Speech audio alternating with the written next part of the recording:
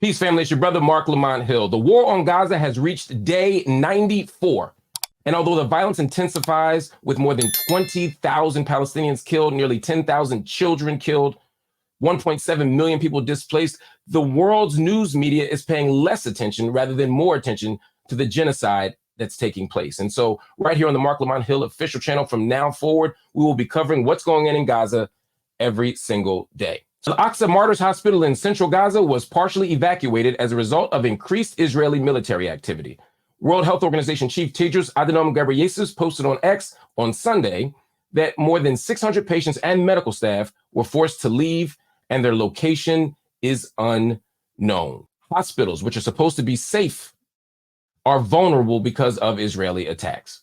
Israeli Prime Minister Benjamin Netanyahu said that his government is grappling with a, quote, plague of leaks, and he proposed that ministers who attend security meetings should undergo a polygraph test.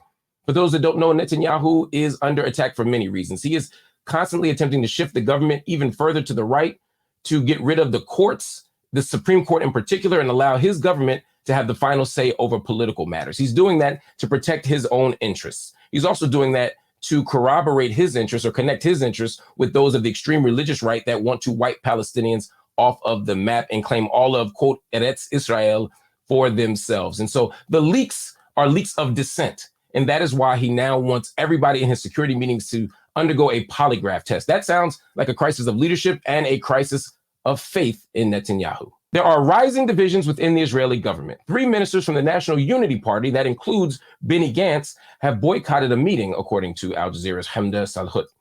That report is important because it once again signals that people are not unified in their prosecution of this war on Gaza and how they move the government forward in terms of individual rights and freedoms, and also whether they believe Netanyahu is the man to lead the nation. And if Netanyahu is not the man to lead the nation, and he knows that the public feels that way, and he knows that his ministers feel that way, there's a great chance that Netanyahu will do whatever it takes to hold on to his power. Israel has signaled that it is ready to end its bombardment of northern Gaza. They say that they have dismantled Hamas in that part of the Gaza Strip. The problem is, of course, intense military operations are going to continue in the rest of the Gaza Strip. That means that although they've decimated the north, they've dislocated everybody, they've depopulated the region, they are now pushing people to the south where more refugee camps are going to get bombed, more hospitals, more schools are going to get destroyed. And in the process, more Palestinians are going to be pressured to leave the area. The World Health Organization canceled a mission to northern Gaza's El Ouda hospital for the 4th time since December 26th, after the UN agency failed to receive security guarantees. The question, of course, is why can't a UN agency receive security guarantees from the Israeli government? Why can't they have security escorts? Why can't they have military protection?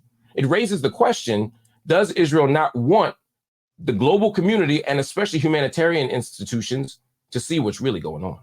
In addition to the political stuff, we also want to cover the human cost of this war. As many as 73 Palestinian people were killed and 99 people have been wounded in attacks by Israel on Gaza over the past 24 hours. That's according to Gaza's health ministry.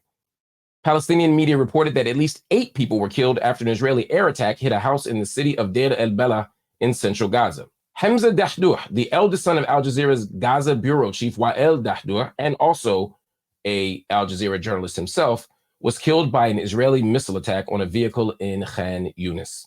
Journalist Mustafa Thuraya was also killed in the attack. The missile hit the vehicle near El Mawasi, a supposedly safe area towards the southwest. In addition to demonstrating that journalists are not safe in Gaza, in addition to proving that when the Israeli government says there are safe areas or designated areas or humanitarian corridors, none of it is true. Journalists are being targeted. Wael Dahdouh is the bureau chief of Al Jazeera, who the Israeli government sees as an enemy. And since October 7th, Wael has lost his entire family. They almost killed him a month ago. He survived, but another one of his colleagues, Brother Daqqa, was forced to bleed out in the street. The month before, their home was targeted, and Wael Dahdouh's entire family was basically killed. His wife, his son, his daughter, and his grandson. They were all killed by a targeted strike, an air raid at their house. And just yesterday, again, Wael Dahdouh lost his 27-year-old son, Hamza, who wanted to follow in his father's footsteps and be a journalist covering what's going on in Gaza. This is not a coincidence. This is a gross act of war and a violation of every rule of war and every convention on human rights. Journalists around the world should be appalled at what's happening.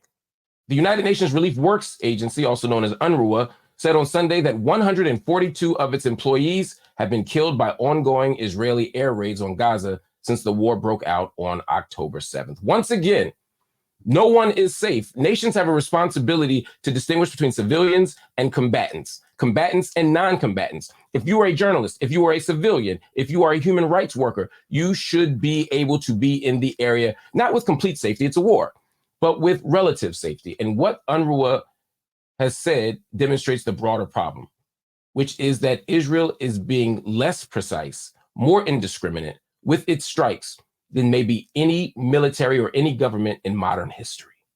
On to the diplomatic front.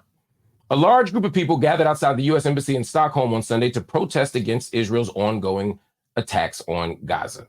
This means once again that the global community has not given up. Even if the media doesn't pay attention, protests are taking place everywhere. In a diplomatic visit to the Middle East, U.S. Secretary of State Antony Blinken met leaders from Qatar and Jordan. During that time, Blinken also expressed regret for the death of Al Jazeera journalist Hamza al-Dashdouh. The Jordanian Foreign Ministry said in a statement that it has agreed with the U.S. on rejecting the forced displacement of Palestinians from the Gaza Strip, a proposal repeatedly laid out by Israeli ministers Bezalel Smotrich and Itamar bin Gvir, who's also a convicted criminal. Former UNRWA spokesperson Chris Gunness told Al Jazeera that an International Court of Justice decision could put huge pressure on the Americans to bring about a proposed ceasefire as Israel and South Africa head to The Hague later this week, as I reported on the Marc Lamont Hill official channel earlier in the week. And of course, in addition to South Africa, countries like Jordan and countries like Turkey have already lent their support to the application to the International Court of Justice to raise the question of genocide and the accusation of genocide against Israel. The global consensus just may follow. Hamas official Sami Abu Zuhri criticized Arab and Islamic countries which have not yet expressed official support for South Africa's call for genocide proceedings against Israel at the ICJ. Now, you may think what you want about Hamas, but the fact that other nations that know that this is wrong haven't said anything is important. And just because Hamas said it, don't make it wrong. Don't make it right, but it don't make it wrong. At the end of the day, every nation must speak up and speak out. German Foreign Minister Annalena Baerbock arrived in Israel on Sunday for meetings with Israeli President Isaac Herzog and Foreign Minister Israel Katz. This is important, of course, because Europe continues to maintain a strong relationship with Israel, and Germany in particular has had perhaps the most difficult time, for a variety of reasons, criticizing the Israeli government practices. The violence in Gaza also extends to the West Bank. There are reports of ongoing raids in Bethlehem's Dheisheh camp, Arub camp north of Hebron, Dura and Yatta south of Hebron, and Kabalan south of Nablus. Al Jazeera reporters have stated that Israeli forces arrested a doctor and a nurse as they raided several locations in the adjacent cities of Ramallah and El Beira in the occupied West Bank on Sunday night. An Israeli settler attack on Sunday injured a man in the northern Jordan Valley region, just northeast of the occupied West Bank. Local sources told Palestinian news agency Wafa of the attack. All right, family, that's the latest update from day 94 of the war on Gaza. You can get more information from the Marc Lamont Hill official channel, including the latest video, 5 myths about Israel and Palestine. Make sure you check it out. In the meantime, hit the subscribe button, hit the like button, and of course, hit the join button if you're so inclined.